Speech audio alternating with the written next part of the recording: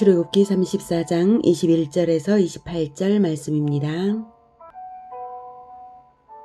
너는 엿새 동안 일하고 일곱째 날에는 쉴지니 밭갈 때에나 거둘 때에도 쉴지며 77절 곧 맥추의 초실절을 지키고 세말에는 수장절을 지키라.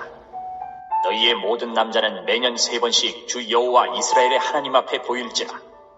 내가 이방 나라들을 내 앞에서 쫓아내고 내 지경을 넓히리니 내가 매년 3번씩 여호와 내 하나님을 뵈려고 올 때에 아무도 내 땅을 탐내지 못하리라.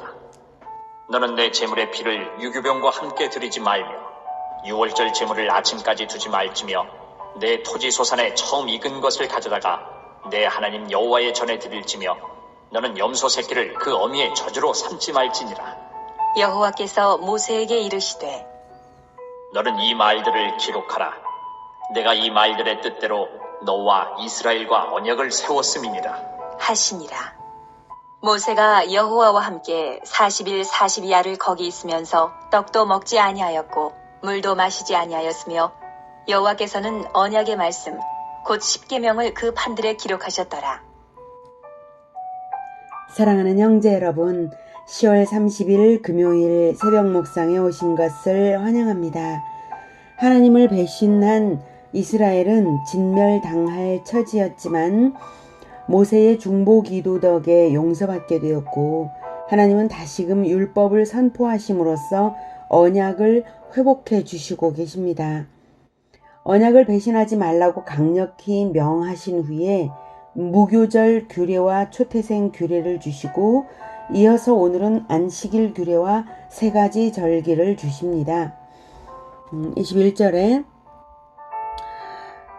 너는 엿새 동안 일하고 일곱째 날에는 쉴지니 밭갈 때나 거둘 때에도 쉴지며 농번기조차도 안식일 계명을 철저히 지키라는 것입니다. 안식일 계명이 왜 하나님의 언약 백성으로서 중요할까요? 안식일은 하나님의 백성으로서 하나님을 기념하는 대표적인 예배입니다. 안식일 준수로서 영원한 안식을 기념하는 것입니다. 안식일 준수는 창조주 하나님을 아버지로 둔 자녀로서 아버지의 창조와 안식을 따르는 기념행위입니다. 기념행위로서 자녀의 정체성을 나타내는 것입니다. 안식일 준수로서 가장 기초적이고 일상적인 율법 교육의 패턴이 정착됩니다. 안식일은 하나님을 만나는 절대적인 시간입니다. 성막이 하나님과 교제하는 공간 시스템이라면 안식일은 하나님과의 시간적 교제 시스템이죠. 하나님을 믿는 하나님의 백성, 즉 구원받은 백성이라는 것은 하나님과 교제하는 백성이라는 의미라는 거 아시죠? 그래서 안식일 준수가 구원받은 백성의 기본 규례입니다. 이것이 지켜지지 않으면 모든 것이 무너지게 되어 있죠. 안식이 없으면 하나님을 만나러 가지 않게 되고 제사가 없으면 성막이 없으면 하나님을 만나러 가지 않게 되고 제사가 없으면 대속의 원리도 알지 못하며 안식일이 없으면 안식이 없는 것이고 예배가 없는 것이죠. 다음 22절 77절 곧 맥추의 초실절을 지키고 세말에는 수장절을 지키라. 구약의 절기들입니다. 20절까지 유월절을 포함한 무교절 말씀하셨죠. 그 무교절을 포함하면 가장 중요한 세 절기가 됩니다. 이 세 절기는 예수님과 밀접한 관계가 있어요. 수장절, 즉 초막절은 예수님이 영생수를 주시는 그리스도이심을 성전에서 선언하신 절기입니다. 물론 그리스도라는 표현은 쓰지 않으셨지만 그 의미를 충분히 나타내신 그때였습니다. 이로부터 6개월 후에 유월절인데요. 그 유월절에는 예수님이 십자가에 돌아가셨습니다. 영원한 유월절 속죄양이 되어 영원한 제사를 단번에 드리신 것이죠. 유월절 후 50일째인 오순절이 77절입니다. 그 오순절에는 예수님의 이름으로 보내신 성령의 강림이 있었습니다. 구약이든 신약이든 절기들은 하나님의 구원을 기념합니다.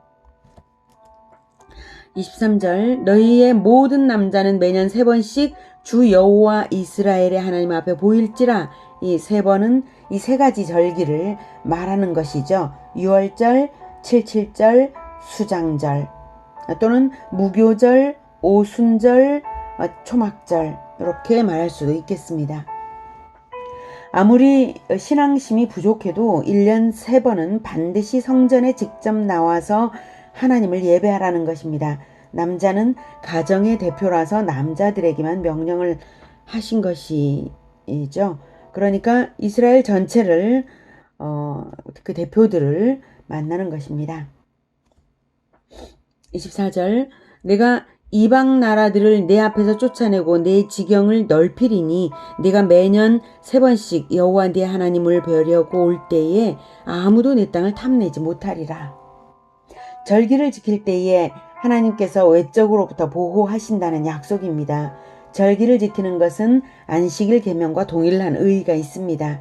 우리도 믿는 자라면 반드시 지켜야 하는 것이 주일 성수와 부활절, 감사절, 성탄절이죠.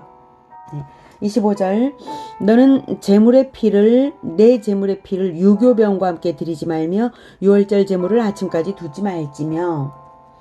유교병은 누룩이 있는 떡입니다. 누룩은 발효시켜 부풀리는 빵 곰팡이죠. 죄의 확산을 상징합니다. 그래서 하나님께 드리는 떡은 무교병, 즉 누룩 없는 떡을 드립니다. 그러니 거룩한 제물의 피와 더러운 떡을 함께 드리지 말라는 것이고 유월절 제물을 아침까지 남겨두면 자칫 더럽혀질 것을 경계하는 것입니다. 하나님께 드리는 예배 행위에 죄가 끼지 말라는 뜻입니다.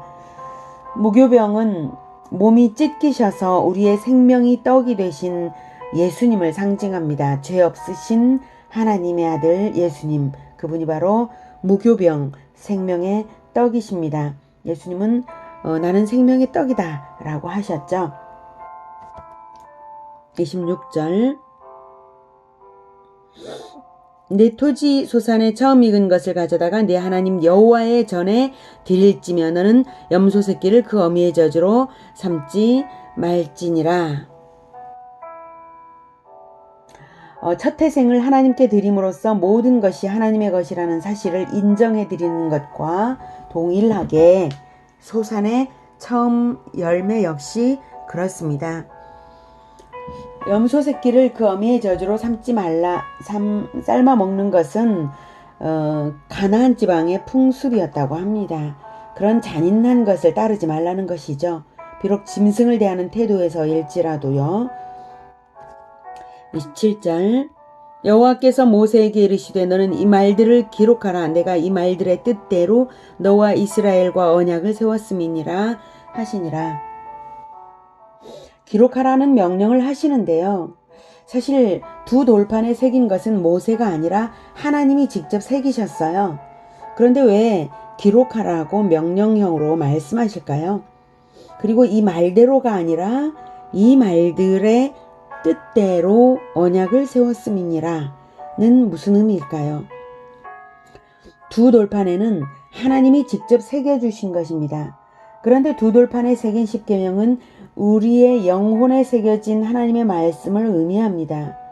돌판에만 새기고 그냥 보관만 할 거면 소용이 없는 것이고 마음판에 새겨서 영원히 가게 하라고 돌에 새기신 것이죠. 그러니 하나님이 새기시는 것도 맞고 우리가 쓰는 것도 맞죠. 마음에 하나님의 말씀을 우리가 써야 하지 않겠습니까? 설교도 귀담아 듣고 새벽 목상도 시청하고 저녁 목상도 시청하고 성경도 읽고 마음에 하나님의 말씀을 쓰시기를 바랍니다. 마음에 쓰기는 쓰겠는데 어떻게 하면 영원히 갈까요? 우리는 너무나 쉽게 잊어버리지 않습니까?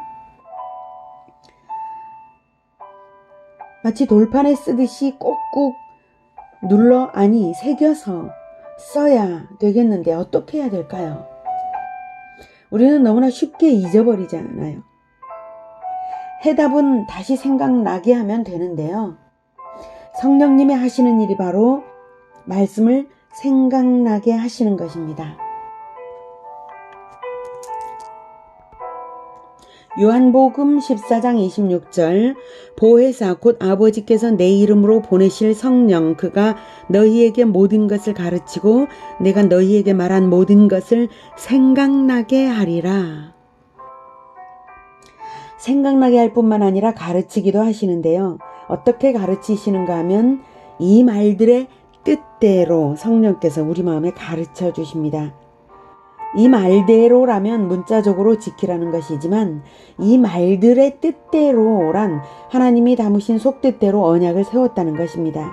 그러니 담긴 의미를 모르면 언약을 모르게 되죠. 그 의미를 성령께서 가르치십니다. 그래서 하나님의 말씀을 외다시피 마음에 새겨 놓는다면 성령께서 필요할 때마다 생각나게 하셔서 또 가르치시면서 깨닫게 하시죠. 바로 성령을 보내주시는 일을 하나님께서 하셨으므로 우리 마음에 써주시는 것 맞죠. 그러나 우리 역시 성경을 열심으로 읽고 외고 또 묵상을 해야 되는 것이 당연합니다. 염소 새끼를 그 어미의 저주로 삼지 말지니라는 부모의 가르침으로 자식을 죽이지 말라는 의미라고 성령께서 제 마음에 가르치셨습니다. 어미의 젖은 영적으로는 영혼을 먹여 살리는 가르침인데요. 가르침은 살리기 위해 주어야 하는 것이지 그 영혼을 가르침으로 죽이면 안 된다는 것입니다. 이와 같이 하나님의 말씀은 마음에 새기되 성령의 가르침을 받아서 깨닫고 다시 생각나야 합니다. 이것은 우리 마음이 하나님과 사귈 때에 일어나는 일입니다. 성령을 예수님이 보내셨고 성령을 통해서 우리는 하나님을 사귀는 것이고 영속적으로 사귀는 것입니다. 우리가 하나님과 영속적으로 사귀는 일은 두 가지를 반드시 해야 합니다. 성경을 읽는 것과 그 말들의 뜻을 성령께 가르침 받는 것입니다. 하나님과 사귀는 것이 우리의 생명입니다. 성경 읽고 성령께 가르침을 받으면서 마음의 두 돌판에 하나님의 말씀을 새기시고 따르시는 우리 모두가 되기를 축복합니다. 기도하겠습니다.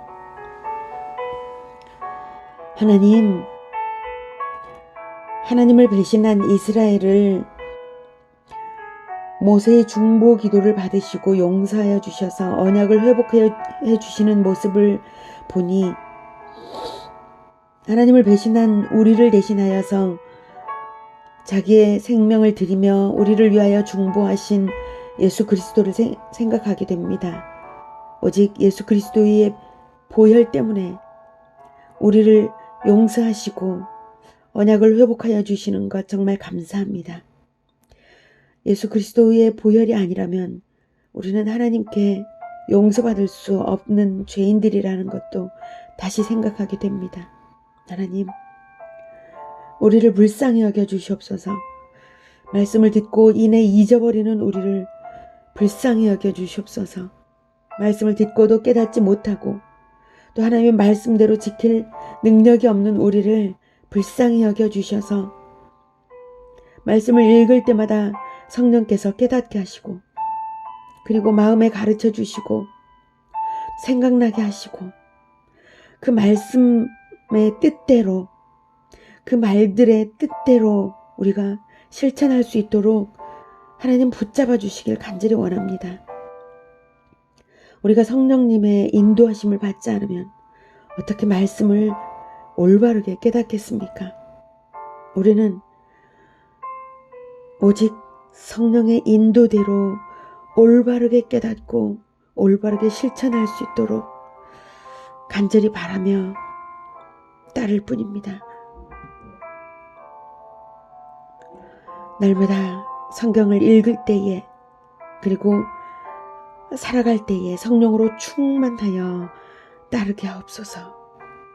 예수님의 이름으로 기도드립니다. 아멘. 이어지는 시간은 개인 기도 시간입니다.